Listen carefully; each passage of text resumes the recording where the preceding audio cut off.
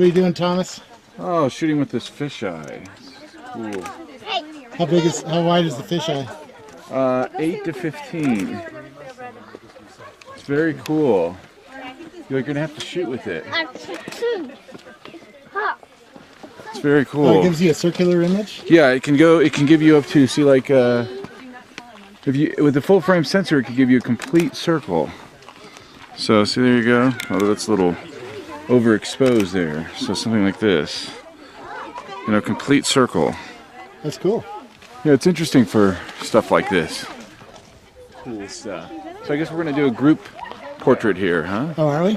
Yeah, I think so. All right. Charles is setting it up. Actually, that's a very nice light for one person.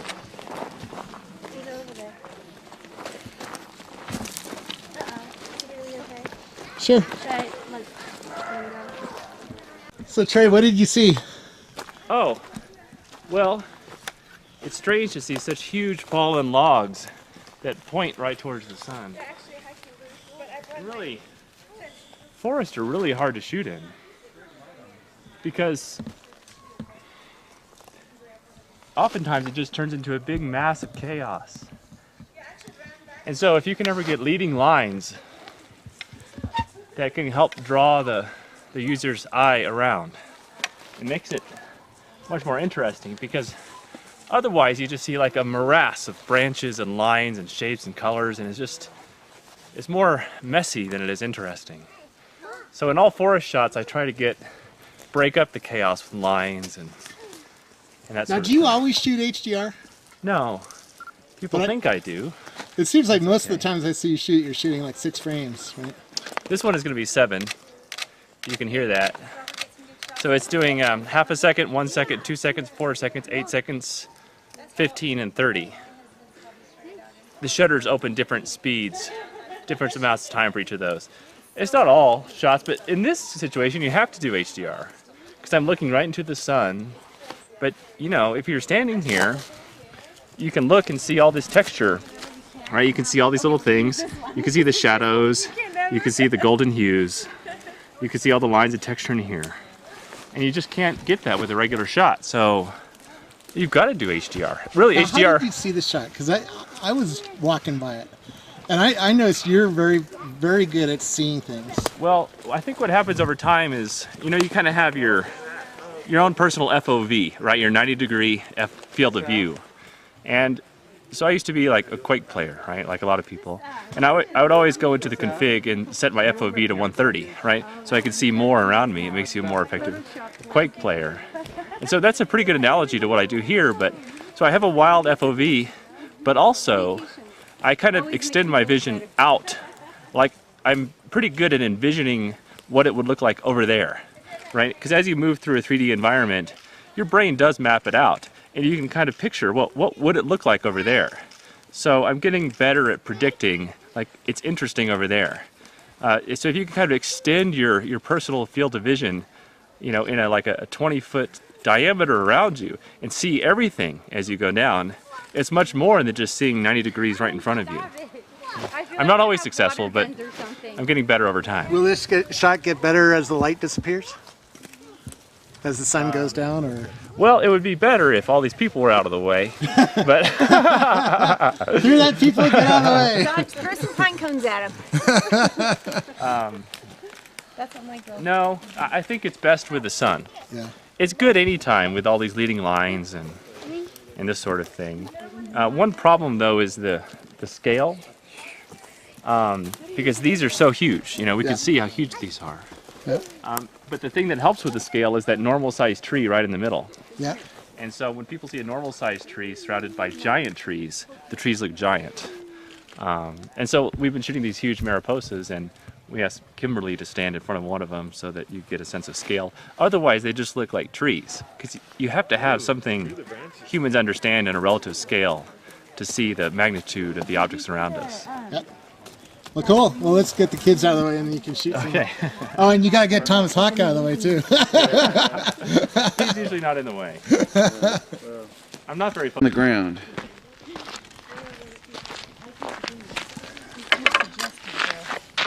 It's a little suggestive. Julie, you have to stand back. You're in the Am I in your picture? Okay, now get down. Like here? Let's try that, and let's try. Yeah, that's pretty cool, actually. Let's try a couple of those.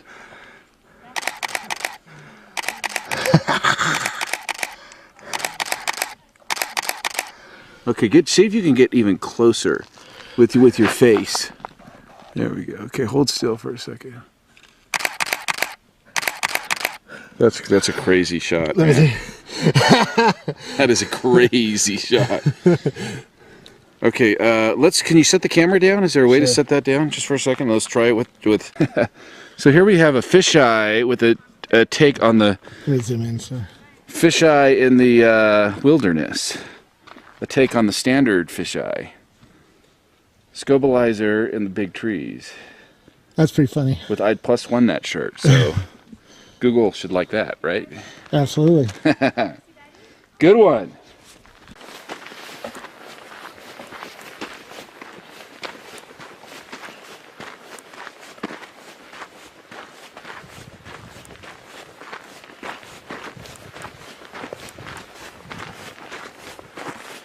Happy New Year. Happy New Year. Who are you? Tony Payne. Hey, from Google Chrome, right? Yes. Yeah. Welcome. Thank you. And there's Thomas Hawk. New Year. You got any good shots, man? Yeah, I think so. You gotta show me some. I like the one of Jarvie up on the top. He went out on the ledge, huh? He did, yeah. That's Trey, Kimberly, Karen. Well, you can't really see here, however. So if we zoom in,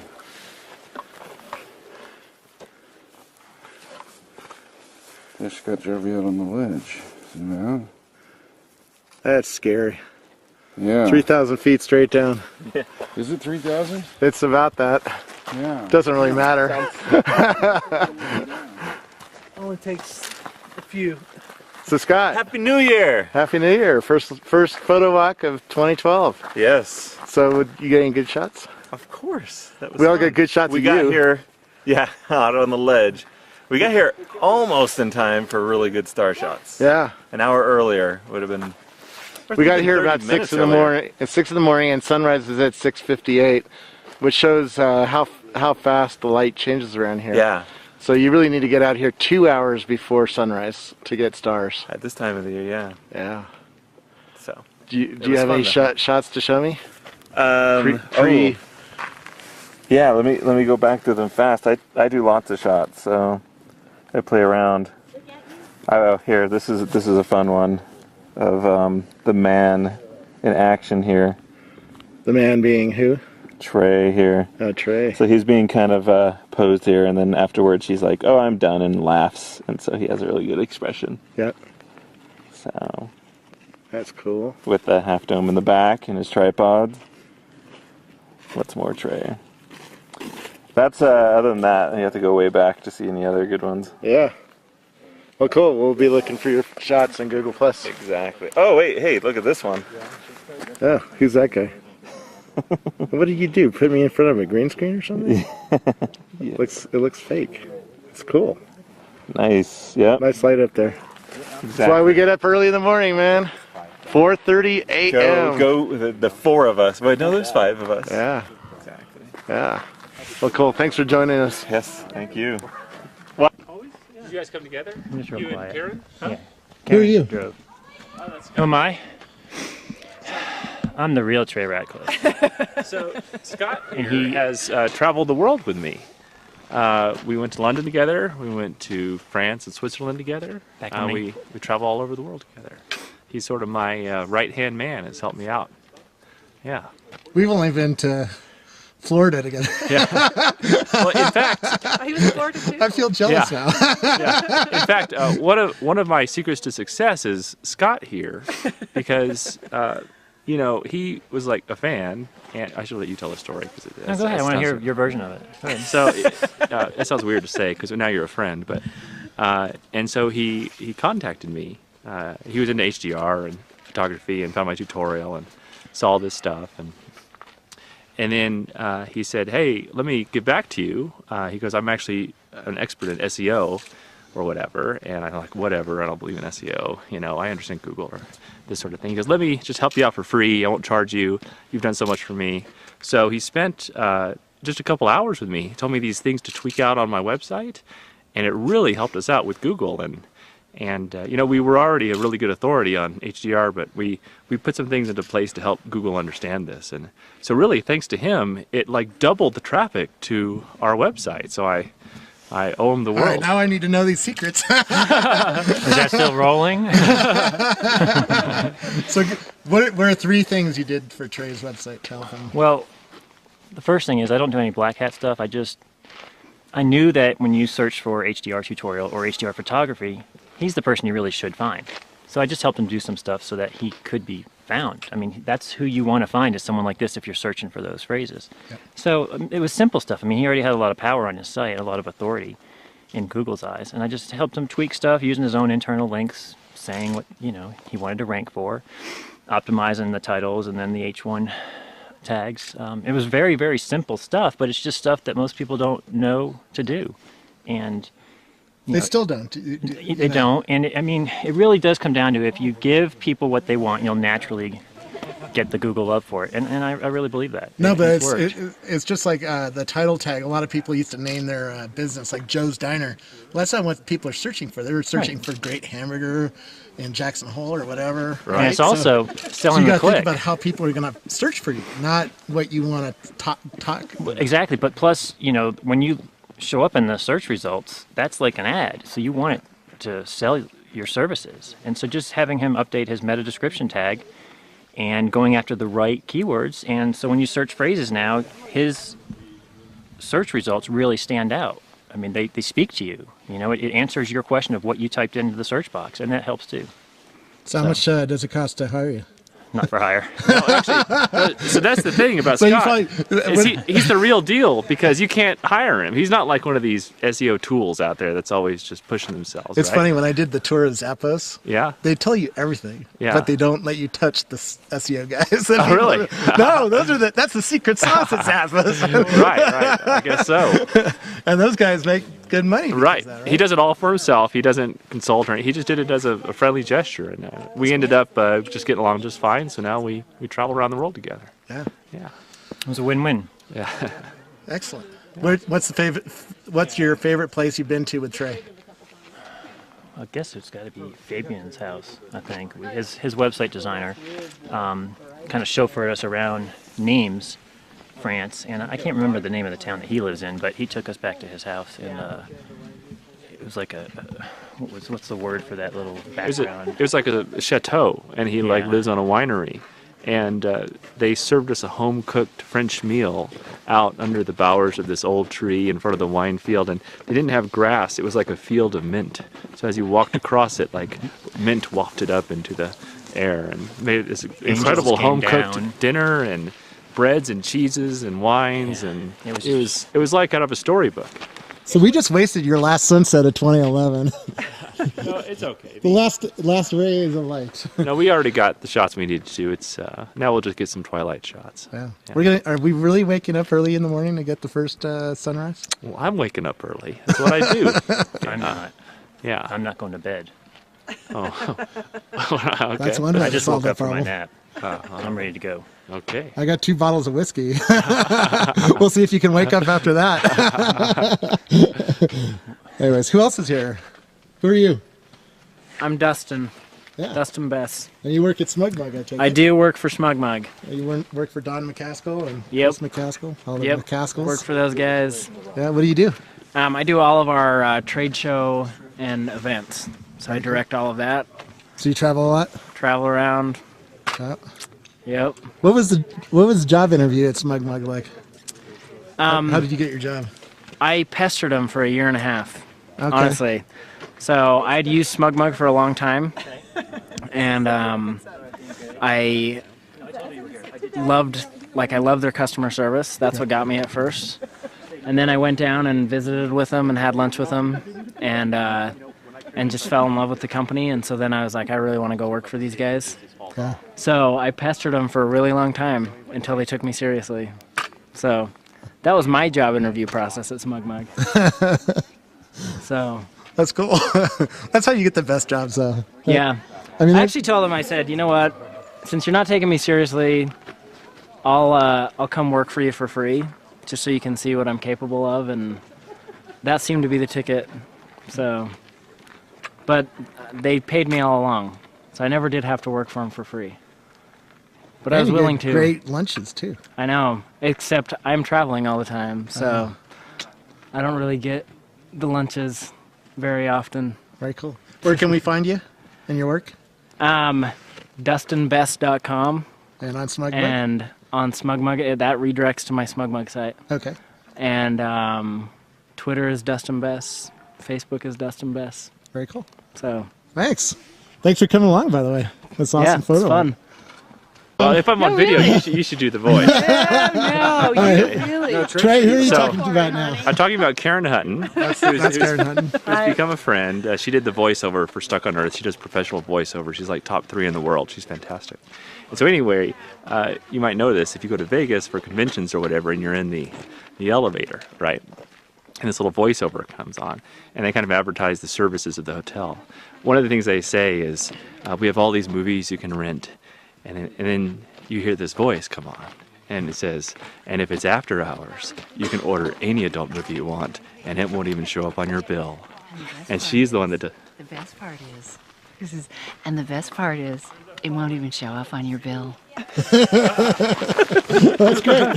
Yeah, I think it's kind of creepy to actually see her say it, but when you hear it, When you hear it, it's exciting. When you see this and you're like, thank you, Trey. So how did you Appreciate that. no, you know what I mean. Yeah, oh, yeah, I know It's what because you you mean. just have this vision. So how did know? you two meet? Well, so I have this thing I saw on the website, this HDR video tutorial, and we have a private section of the website called the Clubhouse. And inside the Clubhouse, all the students we come in and we share secrets and talk about things. And we have this one thread in the forum that says, "Tell us what you do in real life." And in there, she goes, "Oh, I'm Karen Hutton. I do voice acting, professional voice acting." I thought that was interesting. I kind of filed that away. And when we did this project, Stuck on Earth, I thought, oh, we know this gal, Karen. I called her, and she was thrilled. And since then, we've been on kind of photo walks all over the world together. And now I think she's gotten really popular on Google+. How many followers do you have? I don't know, today was 260,000. She's got over 250,000 More than followers. me. Crazy. Damn. Crazy. Yeah, she's got over 250,000 followers. You're on the suggested user list, aren't you? Yeah. She goes, "Do you know Yes, the I best am. thing about the suggested user list?" And I said, "No." She goes, "I'm on it." So anyway, yeah, but she's a great photographer. She deserves to be on it. She has a show on there. She does a hangout show called Life Through the Lens, where she gets a lot of other female photographers in for a little Estro Fest, and they talk about photography and all kinds of stuff. Hi. What? Is that not what you call it? I don't know. No, that's just what I say when you say that. Oh. It is life through the lens. It's about creativity. About what goes on behind the lens, through the lens, that then comes out of the lens. Well said. Isn't that good? Yeah. And who are you? I'm Tina Ratcliffe, Trey's other half. Better half. Better half. Better Yes. 60%, really. Half is, I don't know why it's called better half. This is a big ass tree. Yeah, it's a big ass tree. Ooh, I like that. And did you see the moon? I like that moon over my Yeah. Yeah. Yeah. This is one of those trees that all these crazy Californians go up and live in, so they don't cut it down. Yeah. But this is a nice one. I might live in this one too. Maybe it's not so crazy. So you're not shooting too much here. No, I'm Enjoying? commiserating with my peeps. You know, Yeah. 6,000-year-old it's nice. sequoias are sort of passé to Trey. 6,000. Well, these photo walks are nice because they're. We've been doing more and more of these, mostly organized around Google+. Yeah. And they're just nice little celebrations of photography. You know, they're always free. And photographers are kind of lonely people, I think, actually, right? We're sort of these introverts, so it's nice to go out and. A lot of us started it so we didn't have to be in front of the camera. Yeah, that's right. Didn't work out so well for Like Trey. you right now. Yeah, exactly. Yeah. I'm more comfortable holding the camera than being on it. No. No, people like you because you're genuine. Wait, you've Is got this your the part where we Lytro. give each other a kiss? Is it that Lytro? No, I didn't. I don't have a Lytro. Robert, you just missed it. We gave each other a kiss on the lips. You just totally missed it. Well, we'll have to Photoshop that in later. Got a little bit of lipstick right there. So No. You gotta pay attention. No, I'm kidding. That's Thomas Hawk. Yeah. So what's up? So Are you getting good shots? Yeah, Yeah. great shots. Yeah. I saw you had Kimberly doing some modeling for you. Yeah. Yeah. Did you get a release? Yes, the model release. She's already signed the model release, right? yes. now, when do you need Put a her model? on video right now. So she's giving me all rights to all photos of her, right? Yes, Thomas Hawk has all rights. See, there we go. So all the photos. Even if you end up in a Bank of America advertisement or something? Of course. Indeed. Yeah, okay. Yes. That's all you need. There we go. So, You're very charming. So you did that. That'll hold up in court, won't it, Yeah. Trey? Yeah. That'll be perfect. Yeah. by the way, when do you need a model release? Do you guys know? Well, you know, I know. I think if her photo goes into commercial use Yeah. and it's being used to make money, then you really need a model release. Unless it's Yeah. fine art, like Newson Wig versus Philip de Corsia, or whatever his name is, that artist. Remember that case? Yeah, yeah, yeah. He was he had a hidden camera in New York and was taking pictures of passerbys, unbeknownst to them. And he took a picture of Newsonweg, who was this Hasidic Jewish man with hat and beard. And look, have you seen the photograph? Yeah, with the curls and everything. It's outstanding. Yeah. It's an outstanding photograph. And I think he sold it for like $40,000 or something at a gallery as a print. And he sued him over it because there was no model release. Yeah. And he won because it's fine art. Fine art or editorial use, like newspaper, you don't need it for that. Yep. Yeah. But commercial use, if you're selling toothpaste, you do. Yeah, and editorial use is getting more and more slippery as, you know, what is editorial nowadays? There's millions of street photographers now that just go out, you know, on the streets of Tokyo and take photos and publish them on their blog because they think it's artistic and interesting. I think you don't need a model release for this kind of stuff because you're just making art. You're just capturing the world around you. And Yeah. it isn't a public place, and you're not really But making... it still costs money to defend a lawsuit, right? Yeah. You know? Yeah. That's true. Yeah. And so that's... I would know. Yeah. You've had to defend Unfortunately. a couple. Yeah, we've been in some lawsuits, but mostly it's us suing Right. companies like Time Magazine, and people have taken our stuff and used it in iPad ads and I've all been sorts more of... on the wrong end of the lawsuit. Yeah. Yeah. It hurts Oh, either well. way because it costs money. Yeah. And if you win, it's okay. But if you Yeah. don't win, that hurts. Yeah, lawyers. Well, cool. Where do we find your work? ThomasHawk.com? ThomasHawk.com, Google Plus. Yeah, Google Search Thomas Hawk on Google. Yeah. Lots of places pop up. And you're Trey I'm Ratcliffe? Trey Ratcliffe, and my blog is stuckincustoms.com. You're not stuck in customs today? No, we're free and clear today. Very cool. Well, let's go get some dinner. Okay. Or shoot the moon. Yeah. Twilight. Yeah. Keebler tree. It's good. Around for a little while. Yeah, it's endured.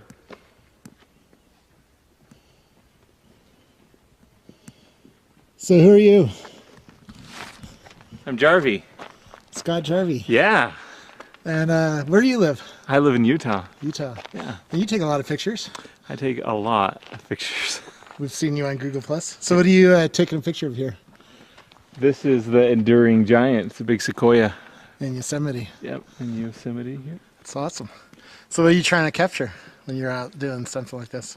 Well, I suppose I approach all my pictures kind of like I do. I'm a wedding photographer, so like portraits. So I'm trying to use the polarizer to get the skies nice and blue. Yep. So it's the opposite direction of the sun, so it's able to darken up pretty decently. So Very cool. trying to put it in between the two trees, frame it in there. You're out here with all the Google Plusers. Yeah, exactly. What kind of camera you got? I got a D700. Yay. You like it? I've had it for 3.5 years. I think it's about time for another one. It's gone through a lot. There's about almost 400,000 pictures on it. So Wow. And you do this commercially for in the wedding business. yeah, I do full-time photography. Very cool. What do you? So when you approach a wedding, what do you? If somebody was thinking about shooting a wedding, in fact, my brother is thinking about shooting a wedding. Yeah. For the first time, what should be some of the basics that he thinks about capturing? Well, my phrase is always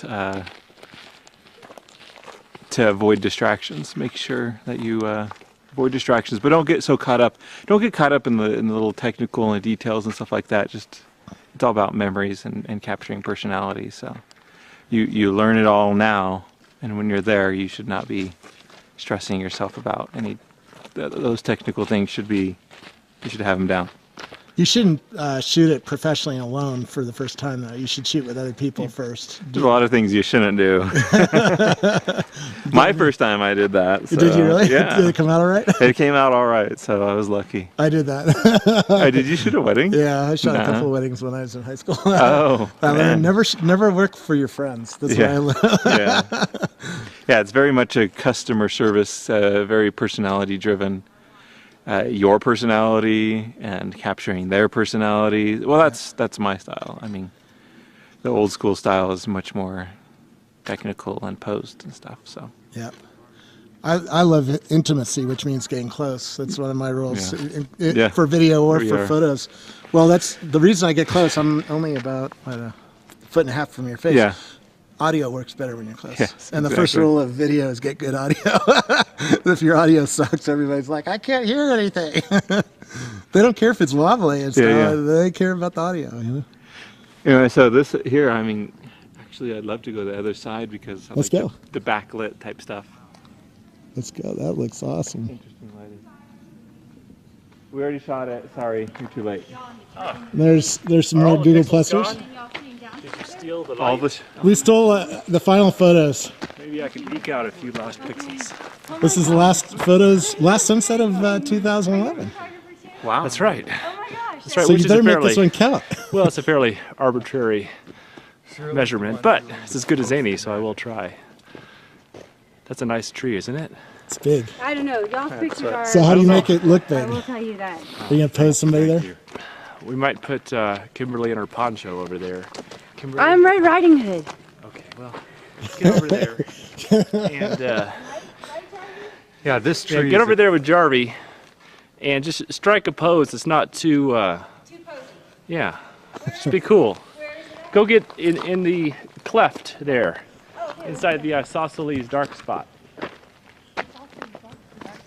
But we got to get closer. We're too far away. Keep moving.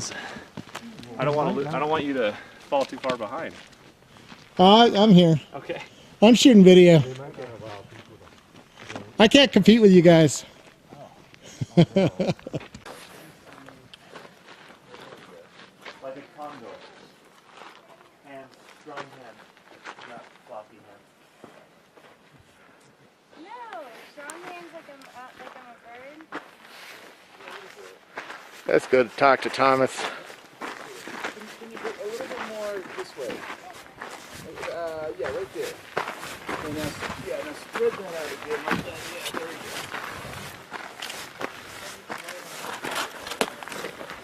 go. Okay, maybe bring the fingertips in just a little bit. My fingertips in? Yeah. Like I'm oming? Do you want her to look off to the side? So you get a portfolio or Yeah. What are you going for, Thomas? I'm shooting silhouette shots of Kimberly right now. Do So- that again, Kimberly. Yeah, there So we go. bright sky underexposing him a little bit. Bright sky. I'll show you in a second. It's interesting, kind of an off. Shooting straight Do it into again the sun. and put your fingers up on the other side. Or I mean just out so we can see your fingers. Yeah. No, this is an example of... Bring your what is that? Your left hand down. Walk like an Egyptian. Yeah, walk like an Egyptian. That's like an Egyptian. Hold on. Did I look like a duck? You don't look like a duck at all. YMCA. So this is an example of breaking rules, right? Because when you first learn photography, you're told, don't shoot into the sun. Yeah, Karate Kid it. Karate Kid out here. Yeah. So Thomas is using his 135 f2 lens. What are you using? 24. A 24? 1.4. But I should be doing what he's doing, but... Okay, that's... So we'll have completely different shots, though. Yeah, we will. It'll be still nice either way, though. Okay, turn around and look the other way. Look out. Don't jump off. Back to over a little bit more. Yeah, right there, right there. Okay, now turn around and look out at this mountain. Okay, now spread your wings again. I'm going to go over here, Thomas. Put your left hand forward just a little. There you go. Now tilt with your right hand higher in the air.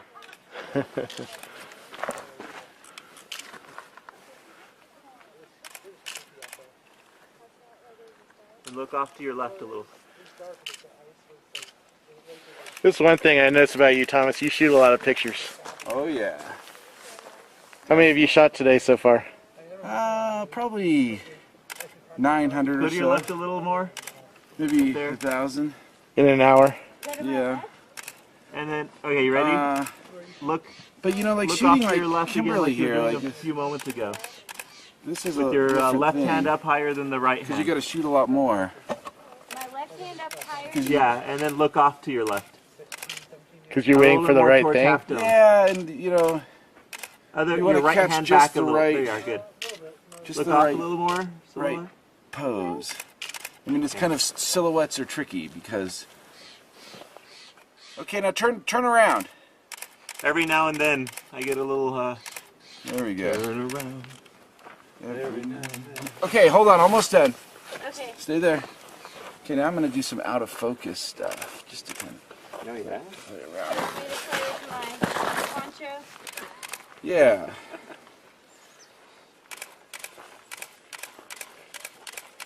So you're just defocusing? Yeah, I'm defocusing now.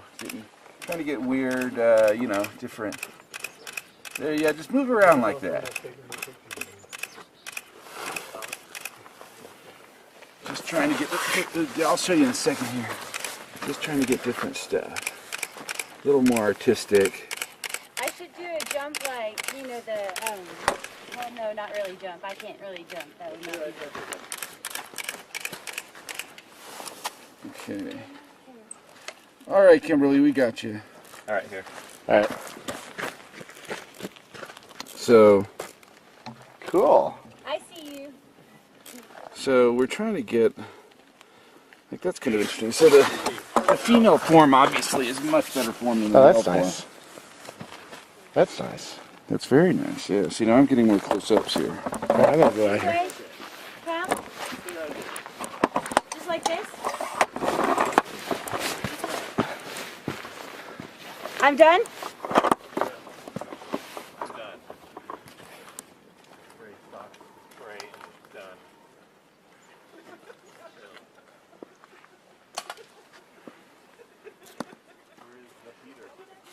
Go, huh?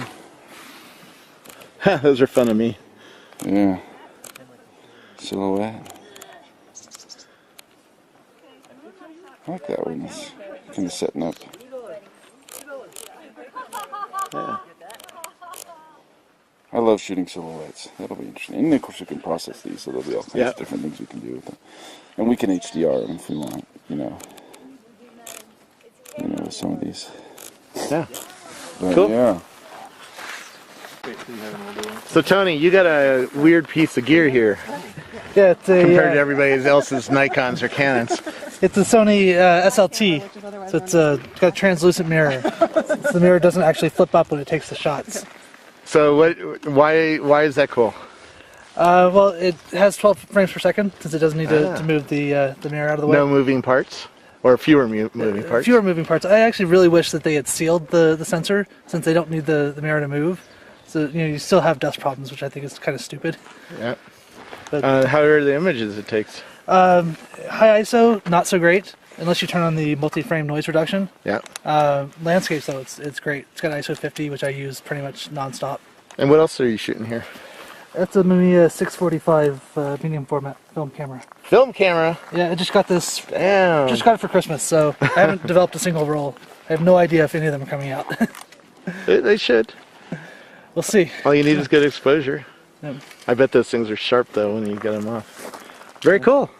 How much does this cost? It's $1,400. $1,400. Yeah. Very cool.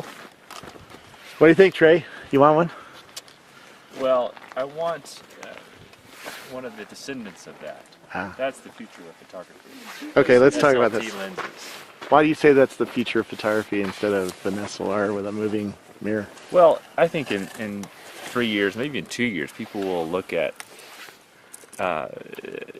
photographers that carry these kind of cameras and think that they're dinosaurs, like the way we look at Film. People that are Yeah, film like photographers. that film camera. That's sort of a specialty thing. That's okay. But I mean, you know, yeah, because these, you know, the reason these are so big is not because they're awesome, but just because they have to have room for this mechanical mirror that flips up and down inside like an old Da Vinci-esque mechanical device. It doesn't make sense, you know, in this world in 2012 now, everything we have has no moving parts. You know, an iPhone has no moving parts. Computers really have no moving parts. It's all SSD. This is one of the only conveniences that we have in our lives that still has moving parts. So that's going away. And what the next phase is, I call it the third generation of digital cameras, is these mirrorless cameras, which I think is an awful way to describe them, because you don't define a category by what it doesn't have. Yeah. Right. So mirrorless, that word should go away. I think these should be called third generation cameras. They didn't call automobiles horseless buggies for long. You know, that only stuck around for a few What were the years. first two generations of cameras? Like film and then digital, or? No, I think as far as digital photography goes, the first were these kind of early Quick entrants. Yeah, you know, the very first digital cameras that were out there. I used to use a quick take, which was 640 by 480. Yeah, my first one was it might have been some Kodak 640 by 480. And 16 shades of gray, I think. Right. Yeah, and these Took were just crappy photos. they were almost like prototypes, right? Yeah. But they got it there, and they got the hobbyist interested and think, oh, there could be something to this digital photography. And then I would call this the second generation. Everything from the consumer to the prosumer to the professional line. These big cameras that take you know, up to 24 megapixels, super high resolution, full frame cameras, giant sensors. Even most old school film photographers now agree that these do equal or better job than the film, right? Once it crossed that line, if you can't tell if it was an old style of photo or a new style of photo, that's really that's when these came into being. Yeah. But this, like everything else, is going away, and the next evolution is these cameras without moving parts inside. Sony has this technology called SLT. It's called single lens translucent, where instead of having a mirror that flips up and down, it's a mirror that lets most of the light through and reflects some up to a phase change system, and that's what grabs the autofocus. This is clearly the future. Interesting. And I think this will probably be the last DSLR I have. Really? Yeah, I'm going to stop investing money in lenses and DSLR bodies, because the next generation of these things is really where it's going to be. Interesting. Yeah. And you have a red camera. Now, can the red camera do some of this stuff, or is that just for video work? Yeah, I have a that has red a pretty Epic. high resolution. Yeah, super high, up to 5K, and it does hundreds of frames per second, right? Yeah. And every one of those frames is a raw file that you can pluck out and process. So photography in the future, and this is really a sea change, and a lot of people won't accept it. I think photographers are going to fight this, but photography is not so much about taking a photo as much as like capturing a moment, right? And then when you get this moment, you're probably going to end up with 1,000 frames. Yeah. And then the photographer's job is to go back and use a new system where you scan quickly through these 1,000 photos and you pick out the most interesting ones. That still takes the eye of a photographer. Yeah. It still takes understanding composition. You still have to set up the camera the right way to begin with. But I just can't see using a video camera to do still photo. Like what you do with HDR, shooting 9 frames of one scene and then do a lot of process and right. a lot of darkroom kind of Photoshop magic to make it look really great. Right. I can't see doing that with a video camera. Well, you will. Okay. But the reason is that, you know, when I take a picture now and you hear it click multiple times, the only reason that you hear this clicking is because the technology is so slow, right? Every time you hear a click, it's processing, it's downloading, it's taking the sensor data, it's writing it to the card. That clicking is more a factor of the lack of speed of the technology, right? It's like when we used to connect with 300 baud modems, and we'd hear that handshaking, and you know, we don't even think about that anymore.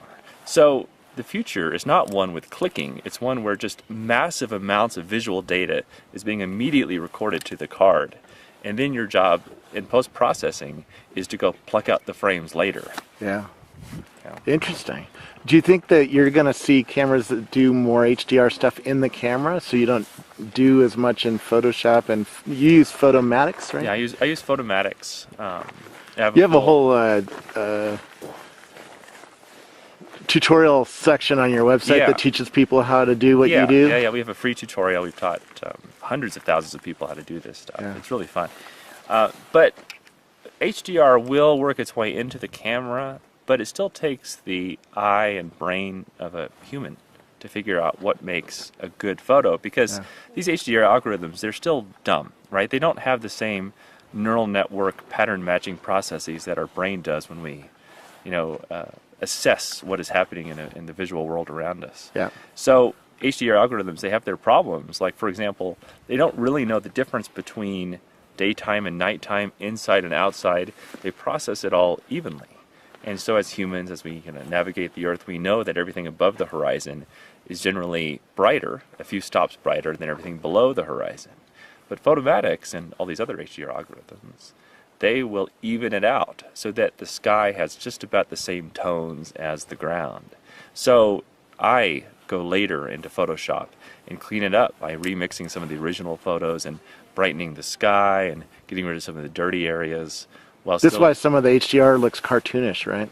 Yeah, that's why I think a lot of people's first HDRs really don't look so good, is because they don't go in and make it look more realistic.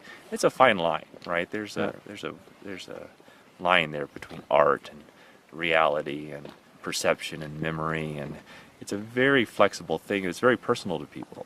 Everyone thinks they see the world the same way, but really we internally visualize it differently. No, and some people don't even see it the same way, right? Mark Zuckerberg is colorblind, right? And you're blind in one eye, right? Or nearly blind in one eye? Yeah, right.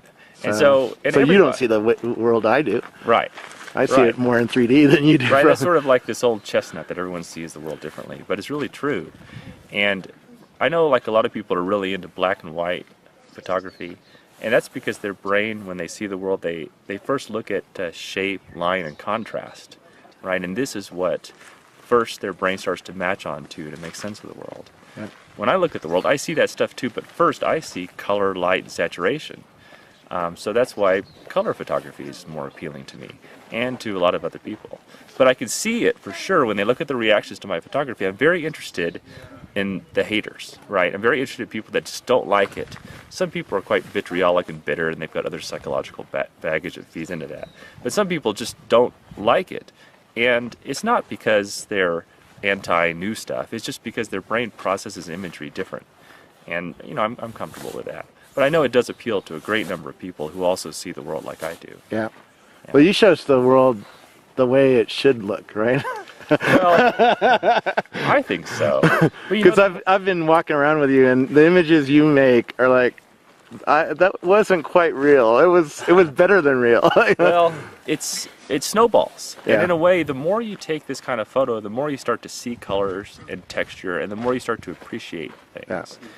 Yeah. I mean, I was in Walt Disney World with you, and you shot a room, and when I saw the final result, I was like, holy shit! I didn't see any of that in that room, and it looked like a palace, right? But you're a photographer like me, right? Yeah. And you like to do macro stuff, right? But before you were a macro photographer, you probably didn't quite notice all the little things around you. Yeah. Right now that you do this kind of stuff, you see these beautiful little textures and found objects around you, and it kind of makes your life richer. Well, it's the same way with HDR. Now I see color, I see texture, I see light changes in a much more visceral way than I used to. Yeah. So it's kind of whatever artistic path you go into, you become really attuned to that world, and it makes your own world richer. So other people that are into this sport too, they really get into it because they start to see the world like this too. So some people say what I capture is super realistic, or the way the world can be or should be, but for those of us, it's actually the way we see it. Yeah. Well, thanks for spending some time. Where do we find you? I'm on Google+, Trey Ratcliffe, and stuckincustoms.com. Yay. Yeah. And that's where the tutorials are that you teach people what equipment you use and what processing you do and all that fun stuff. Yeah, all that good stuff. Get a cable release, get a tripod. Actually, you don't even use a cable release, which I find interesting. No, you don't need a cable release. No. Yeah. It's a good tripod.